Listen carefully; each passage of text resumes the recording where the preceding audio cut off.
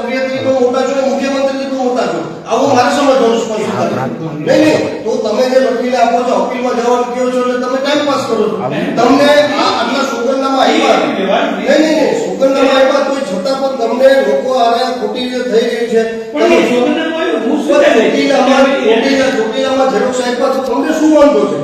તમે શું કામ ખોટા બચાવી રહ્યા છો? આ તો પછી આપી દીધો દરેક સમજી લીધું. અમે જીજે બેઠા કે ભાઈ તમે ખર્ચો કરો, તમારે માણસો મોકલો, અમારે માણસો છે એ પ્રમાણે ઝેરોક્ષ કરે. તમે સમજતા આ રીતે ન ચાલે ને. આખા ગુજરાતમાં તો એક થતું હોય અને આઈને આપો છો, લેખિતમાં આપો, અપીલમાં જાઓ, આ પ્રક્રિયા નથી. આ તમે કેવું છે, અધિકારી રાજ કહેવાય. તમે 182 ધારાસભ્ય એટલે ઉપરવટ થઈને તમે તો સુપર મુખ્યમંત્રી ગણાવો. તમે મુખ્યમંત્રીને સુપર મુખ્યમંત્રી ગણાવો. મારે એવું સમજવાનું થાય.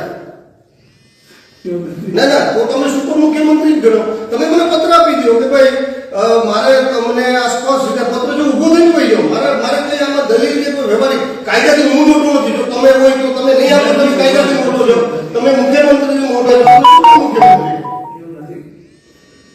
આપવું જ પડે. વ્યવહારિક વાતમાં તો ન થાય. હવે ધારાસભ્ય તરીકે સાચી વાતમાં જો તમે નથી, તમે સોગંદનામા આપ્યા છે માણસોને, હવે પુરાવો આપું છું કે આ તો શું વાંધો છે?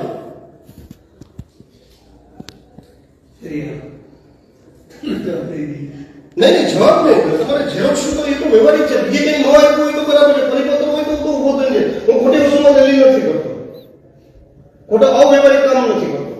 આ વ્યવહારિક વસ્તુ છે ને વ્યવહારિક વસ્તુમાં હું તો તમને તમને તમારા ફોર્મ ભરી જાય, ફોર્મ સ્ટાર્ટ કરી જાય, અરજદાર તરીકે મારું તો તમારું નામ લખી જાય અને ખબર ન હોય ના પાડે કે મેં આ ફોર્મ નથી ભર્યું. તો એ વાત કોઈ નહીં. તો મારે ખાલી ફોર્મ જોઈએ છે, બરાબર છે, ફોર્મ જોઈએ છે. અને તમે એક નોકરિયાત થઈને તમે આ ટેક્સના રૂપે તમને પગાર મળે, લોકોના આ જ લોકોના ટેક્સ મળે ને તમે એ લોકોના ટેક્સના રૂપે તમને જે ફોર્મ આપ્યા છે એ ફોર્મ તમે મારે તો જો મૂકો, જો લાઈવમાં છે હું તમને જાહેરમાં કહું, મારે તો જો ખોટી રીતે જોઈને ફોર્મ સબમિટ થઈ જાય તો મારે કઈ બીજી પ્રક્રિયામાં કોઈ હેરાન થાય કરવું નથી.